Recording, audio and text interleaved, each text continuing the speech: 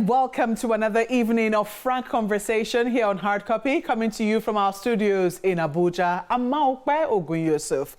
It certainly does feel like a countdown clock has been turned on in expectation of a protest scheduled for the 1st of August this year. Conversations are rife in the social media space about these planned protests, and government authorities appear a bit apprehensive about this expression of dissent because of the scars of the NSAS protest, the issue that there seems to be no central organizing authority to deal with on a protest, and perhaps some might argue the need for a good international image. The president, ministers, governors, and traditional rulers are all currently pleading with Nigerians not to take part in this protest. Military authorities have said they won't tolerate violent gatherings. The 1st of August is barely a week away, and we'll know then if the pleadings and maneuverings have borne fruit. But we quickly cannot gloss over the landmark judgment given by the Supreme Court on financial autonomy for local governments. Perhaps if this had been in place well before now, it is possible that people at the grassroots might not be suffering as much as they are, because it might have been way easier to redistribute the funds and aid from the Federation account to leaders and people at the grassroots. Be that as it may, this has now been done. How much time shall we give before we begin to see the fruits of this judgment? My guest tonight is a current member of the House of Representatives, is a chairman House Committee on Youths, and a former 4-time local government chairman in Oyo State, Honorable Olamijuwonlo Alao-Akala. Welcome to Hard Copy. Thank you for having me here today. It's a pleasure being here with you today. Yeah, I remember, I still remember. I don't know if we ever got to interview your dad, though, but I sometimes wonder... Maybe not you, but a lot of journalists did, right? Channels, yeah. Yeah, does bearing his name, make a difference when in the House of Representatives? A whole lot of difference. A whole lot of difference? A lot of difference. Do you want to share? Even in the political space. Okay. It makes a lot of difference, because when I introduce myself to people, when I'm Olamijuwonlo, they're listening. Once I just say Alao-Akala, like, oh, really? The former governor? I know him very well. He's a very good man. He did this for me. He did this for me. I'm like, okay. And in doing such, it opens doors for me. People are like, okay, if that was good for me, okay, get across to me. See me. So it helps. That helped me so much. Have there been times when it has shut the door against you? Yes, of course, also. There's also the good and the bad, but not just maybe once or twice, not a lot. Just say, okay, maybe this because of political differences. That's just it. But most of the times, 99.9% of the time, it's been a good thing. It's been a good thing for me. Do you feel sometimes that you have to walk in his shoes? Yes, I do, because especially in this political space that I find myself in, a lot of things that I do in the back home, there's a thing they always say, should be babe, well, should be babe, meaning do like your father. You have to ask what do like what your father does. And all that translates to me able to for their welfare and every other thing. So they all look up to me. So it's like a very big shoe to fill. And people look up to me and expect me to fill that shoe.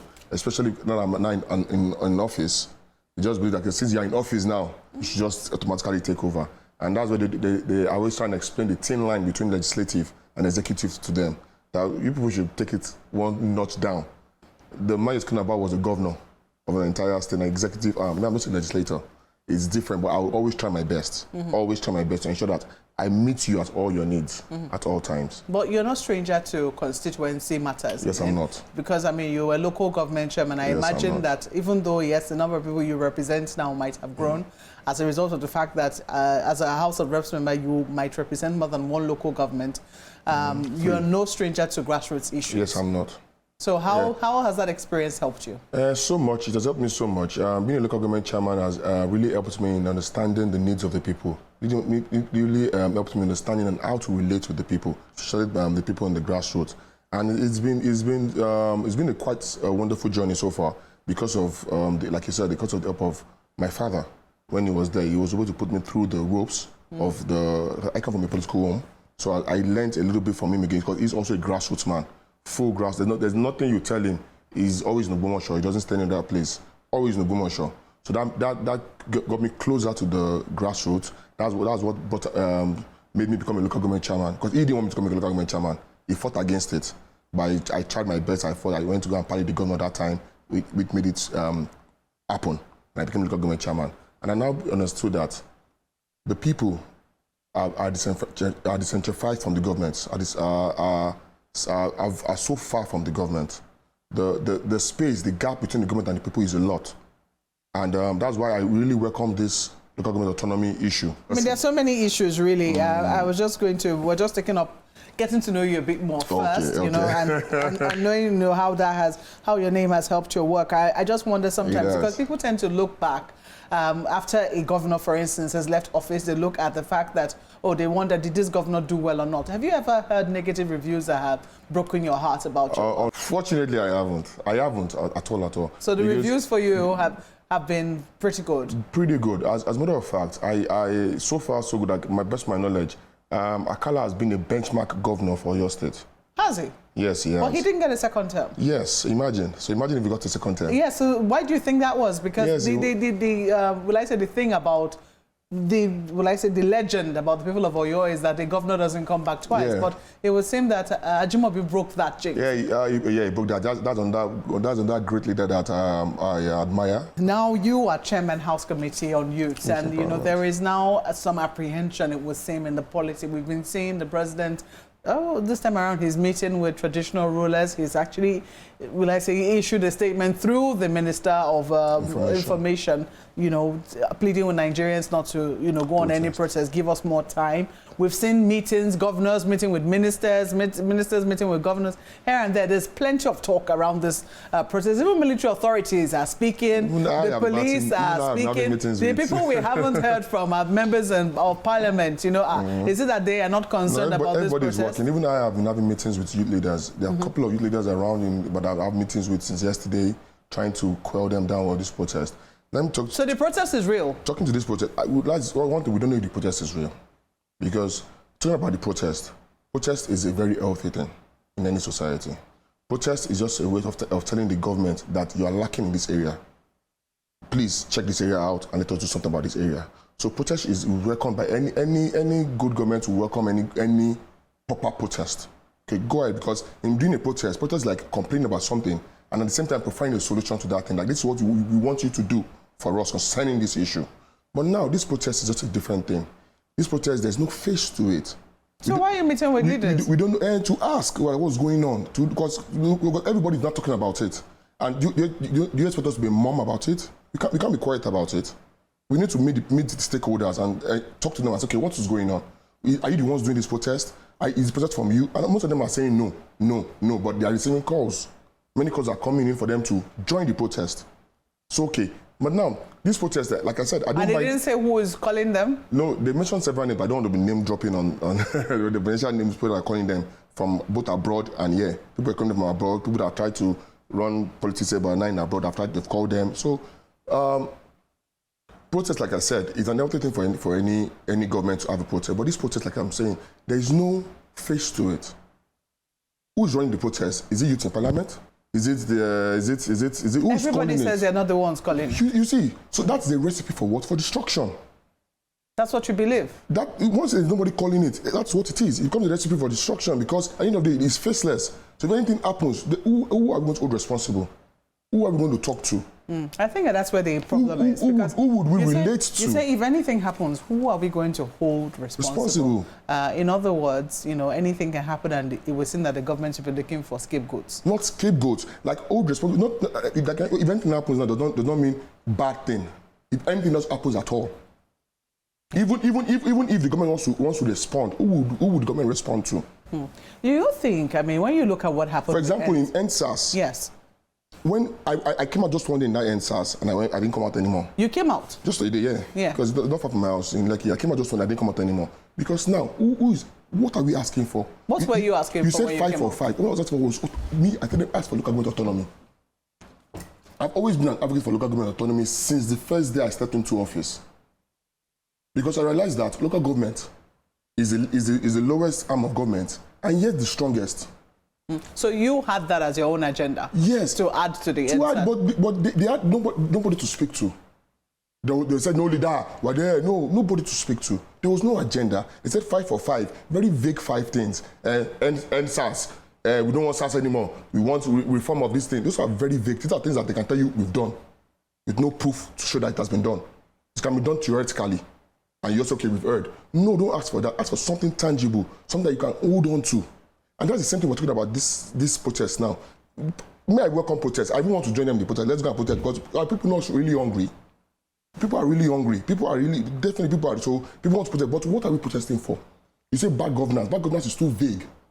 A lot of scriptural elements will use that as an avenue to loot and do bad things, and we don't want that. Imagine in 2012, even the present administration now, I told you then, we led the protest in 2012, Occupy Nigeria. It was really well organized.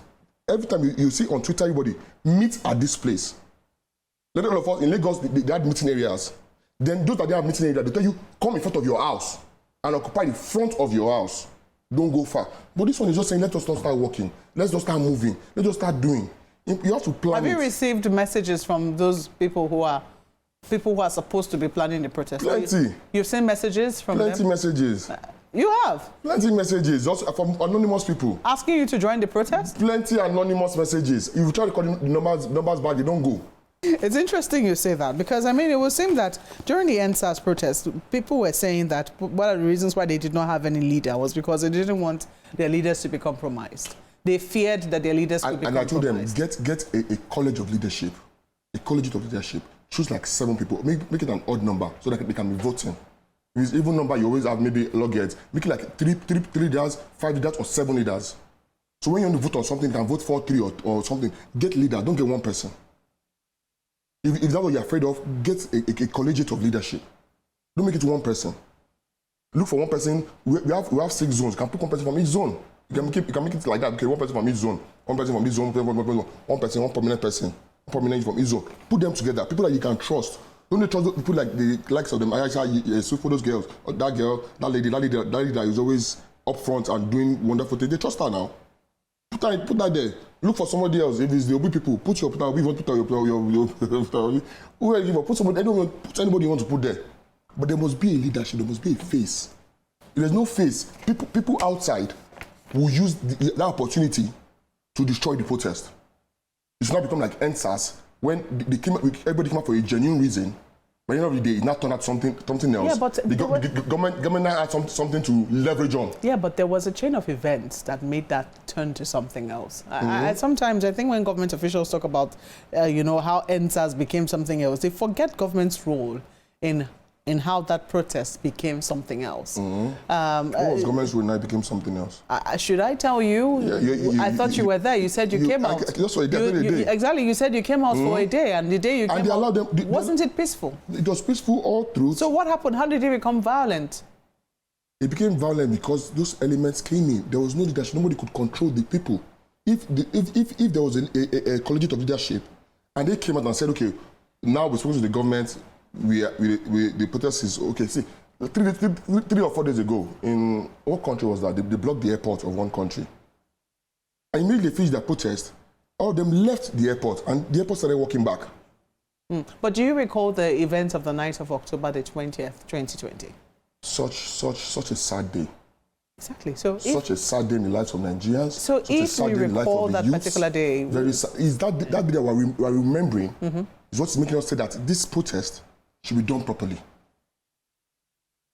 Because of what we are remembering, that memory of that day is what making us say that this protest, let's not see Kenya. Have you seen the aftermath? We don't want that. We're a country that we're still complaining that things are not going well. Now imagine how that will drag us back. So let's just change gear. I mean, this protest, we'll wait to see what will happen as to whether or not, the efforts. Even though some people will say that, look, we're seeing a lot of movement now around, preventing the protest from happening. Do you think that half this movement should have gone into ensuring that when people were talking about hunger and talking about, rising cost of living, do you think that level of engagement should have been going on to say what is going on? How can we ensure that people get food? Engagement has been going on since. Movement has been going on since, but just that it hasn't been pronounced. But it has been going on since. Ashwaju has been moving. If people have been saying it, would they really complain? Let me tell you about policies and distance. We're in a state where, unfortunately for the way we find ourselves, we are too deep down into the barrier that we want something to happen immediately. And you cannot blame us for that. You cannot blame the people for that, for wanting something to happen immediately. they want something to happen. But most of our policies, most of the things dropped by this government, it's going to take time for it to materialize. And I'm pleading with the people that they just give us an extra till before the middle of next year, everything will normalize. So let's talk about local government, because you seem to have quite an extensive experience at local government level. I don't know how you reacted to the Supreme Court judgment. I didn't react anyhow, because this is not the first time we're having this kind of judgment. This is the first time Supreme Court is saying they should pay local government directly. NFIU has come out with that before. NFIU has come out. There was a case one time that we went up there. We went after local government some other time. NFIU 2 came out the same. NFIU 2 had a ruling that time that said they must pay us directly. They never paid us directly. Yeah, but there's some people have said that what is different this time around is that the president is interested. The president is interested now, but it's not about the president's interest. He's interested, and that's a very good thing. That solves like 50% of it. Now, follow up with the rest. How would they be paying the money? Would they pay to people that have caretaker? They said no. So if there's no caretaker chairman there, and there's no election there, that means will you staff that local government? No. You pay to the HLA. You pay to the HLA, who is still in charge? It's not still the governor. So there's a lot of lacuna there. There's still a lot of loopholes in that judgment. Plenty loopholes. So you are not happy about it? I'm not happy about it. Even though that's what you've always wanted? I want autonomy, full autonomy from INEC. Let INEC do the election for local government. Let local government start on its own, like the state government and the federal government. That's what you want? As they are now, they start the beck and call of the governor. So giving them their money directly makes no difference? What if governor tells you, oh yeah, that money, don't spend it? What will you do? Local government chairman cannot disobey and say, Governor, you can't tell me that. He can't. Who put him there? Why can't he? Who put him there? What powers does the governor have over him now? Who put him there? That's what I'm saying. The governor put him there. Yeah. But what powers does the governor have over him? Because he can suspend him through the House of Assembly. If he refuses him to the next day, he's suspended. I was suspended. Will he suspend everybody? Okay. By the time he suspends one, the rest will sit up and start following what the governor is saying now. Immediately. And he can, like I said, I was dissolved. When the governor came in, he dissolved me. So he can dissolve the whole council. He's the power. See, they just understand that the office of the governor is almost as strong, if not stronger than the office of the president. So would you say that, this optimism that people have, because I've spoken with a number of people so far, they are very optimistic that this judgment, which you say has come before, I have heard that it has come before, but which they say it has come afresh and that there's going to be backing for it, that yes. they believe that this is one of the best things that can happen. I mean, we've been hearing all of that. Are you saying that the optimism is unfounded? It's not unfounded, like I said, because the president is behind this. So 50%, that optimism is up 50%. Because now you know that the president is backing it. But now, like I said, the remaining 50%, what will happen? That's what we don't know, is the hands of the governor. What we need, the first autonomy we really need is for INEC to run the local government election. Won't that be too much for INEC? How can it be too much? INEC wants to run it. We have been saying that INEC is burdened. In fact, they're thinking of unbundling INEC, that it has too much to do. If you speak with people who are, especially your own fellow House members who oversight INEC, or speak with senators, INEC, they will tell you that INEC is overburdened with 5 elections. Preparation for elections, conducting the elections, post-election matters, going to court, etc., prosecuting people who commit crimes during elections, etc., etc. They think all of these things cannot be borne by one agency of government. How can it be done by one agency? Like you said, but onboarding in a different way. Make INEC zonal. Then, if you think it's too much for one person, make it INEC Southwest Zone. INEC, give them each their own chairman. Make it zonal. If one man is complaining that he cannot undo INEC for 5 elections, just governor, out of assembly, president, senate, federal assembly, just 4 elections. You say it's too much. But now, to conduct elections for 700... That was 1, 5. It's not the same day. Local government. They're not different days now. It's not the same. It has been like that since. It changed during Obasanjo. That is first term. Yeah, but do you see what the senators are trying to do now? They are advocating another body to conduct local government elections. As long as it is not the state governor conducting it. I keep telling my colleagues and my friends, if the local government is on its own, I have no business in Abuja. I prefer to be a local government chairman. Really? Yes, to be my people, to sit down with them. What do you want? What do you need? And be able to meet their needs on a daily basis. I prefer that than being because when you're in Abuja here, the situation back home is too much. I'm here now. People are comparing me that people are doing road. I've not done road. I just want to do road. What power do I have to do road? How is it though? I mean, when you are a member of the House of Reps in the ruling party, but at the state level, the governor is of a different party. How does that work? Governance is different from politicking. This is governance, and when you're able to understand that governance is different from politicking, it's going to work. Your relationship will be symbiotic. A couple of weeks ago, Governor Seyi Makinde was able to. He named one of the longest roads in Oyo State after my dad. It's 6.6 kilometers road after my dad. So you see, so like I'm saying, that's governance. So it's different when you start politicking. It's different from governance. So him being PDP, me being doesn't stop anything.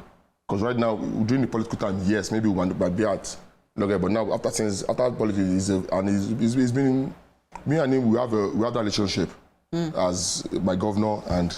Yeah, I'm just thinking of how it will work when you look at constitution amendments. The fact that, the House of Reps or the Senate, even National Assembly is, proposing a number of things, maybe governors might not be in agreement, and yet you guys have to go and lobby, for these things to be passed, maybe at the state level. How does it work? Like you said, we just have to lobby. We just have to go and lobby. That's how it works. We just have to go and try our best, speak to them, talk to them, tell them. Do you have any influence on assembly members? State assembly members? No, they're all influenced by the governor, except those from my party. Is that a problem? Of course it's a problem. Because that's why I say, we've also been struggling for the autonomy for the state assemblies. But for some reason, they don't want it. Do they not really want it? Or is it that... Yeah, you get my English. For some reason, they don't want it. Because I don't know why they don't want it, because they can go against, but they won't just go against. Like this autonomy issue, before the court ruled, the Ninth Assembly passed it like twice. But each time, and we need 2/3 of the entire House Assemblies to sit it through. They never said it through. Even when they added their own autonomy to it, full autonomy for the state assembly, and it never went through.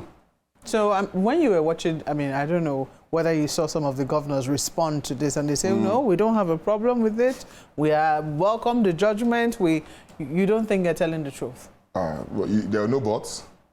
A lot of them say buts. Yeah, but maybe one or two said majority were like no, majority like we'll go back to the books, majority like we'll give our lawyers, majority was saying we'll give our AGF, some were saying who can report on our state, nobody can report on our state.